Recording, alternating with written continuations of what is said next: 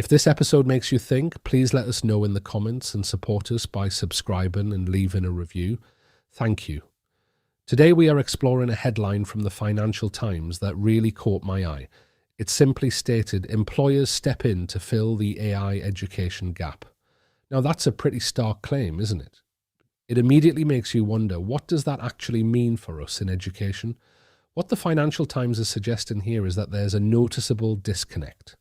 Companies across various sectors are finding that the people they're hiring, or even their existing workforce, aren't equipped with the necessary skills to effectively work with artificial intelligence.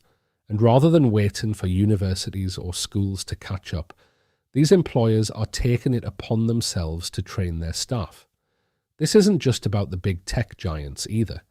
This is a sentiment we're seeing echoed in all sorts of industries. From healthcare to finance to manufacturing, everyone, it seems, is grappling with how to integrate AI into their operations, and they're finding that the human element, the human capacity to truly leverage these tools, is the missing piece.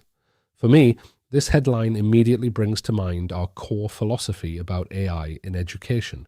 It's all about enhancement, not replacement.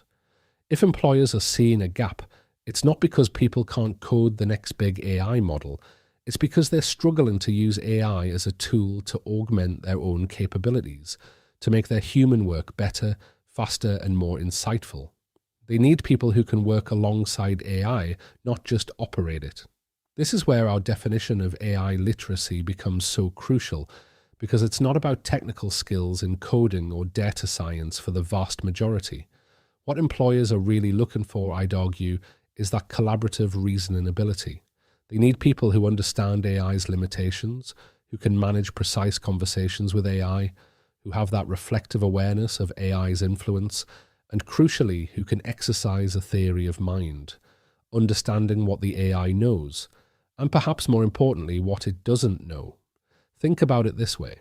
If companies are stepping in to train their workforce, they're essentially trying to outsource the doing, not the thinking.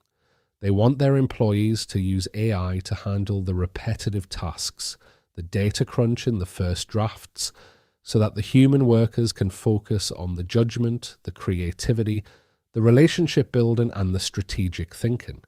They're trying to give their teams the capacity for creativity by helping AI hold the complexity. And this is exactly the mindset we need to cultivate in our schools. Right from the early years, we should be teaching students not to outsmart machines, but to outthink them. We need to prepare them for a world where they'll interact with AI almost constantly, and their value will come from how they bring their uniquely human qualities to that interaction. So, what does this look like in a concrete educational setting? Let's imagine a curriculum lead in a secondary school. This headline should spark a vital question for them. Are we equipping our students with the AI literacy that employers are clearly finding lacking? It's not about adding AI coding as a new subject.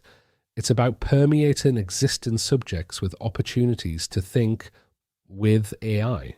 Take a Year 8 geography lesson, for instance.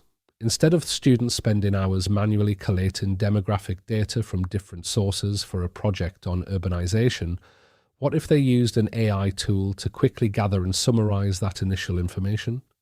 The real learning, the human thinking, then shifts to critically evaluating that AI-generated summary, questioning its sources, identifying potential biases, comparing it to other data, and ultimately using it to formulate their own unique conclusions and solutions to geographical challenges. The value isn't in the AI output, it's in how the student responds, how they refine it, how they bring their own geographical understanding and critical judgment to bear.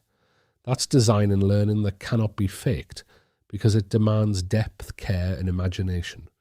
Or consider a department head planning professional development for their teachers. This FT piece is a clear signal that this isn't some distant future we're talking about. This is now. We can't wait for perfect conditions.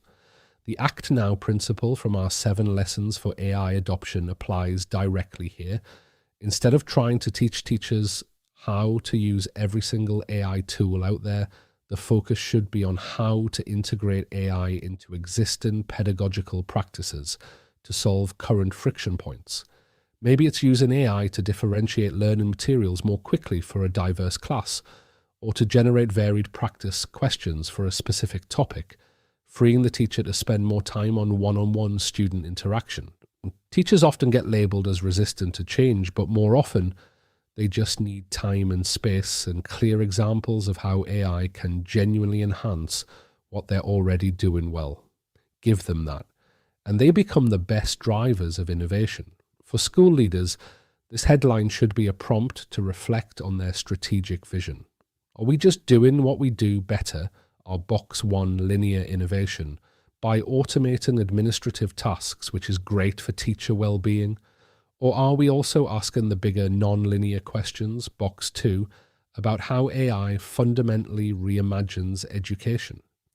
If employers are stepping in, it means we need to consider how we're reshaping curriculum, assessment, and teaching practices to truly prepare students for a world where AI is a constant collaborator. It's about starting with why. Why are we teaching AI literacy? Rather than how do we implement this new piece of software? The why is that students need to be able to flourish in this AI-augmented world. Not just technically competent, but critically thinking empathetic human beings.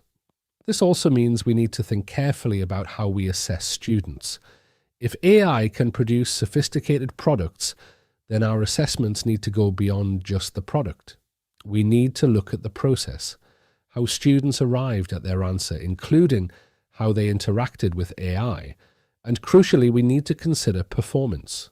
Can they demonstrate their understanding live, explain their choices, and defend their conclusions? The real challenge for educators is to design tasks that require a true cognitive stretch, tasks that an AI simply cannot complete without the student's unique context, perspective, or judgment. It's about shifting the goalposts from recall to application, from information retrieval to critical synthesis and creative problem solving. And let's not forget about equity. The middle 80% of our students, who often fly under the radar, are just as impacted by this AI education gap as the high flyers or those needing intervention. AI used thoughtfully can be a great equalizer.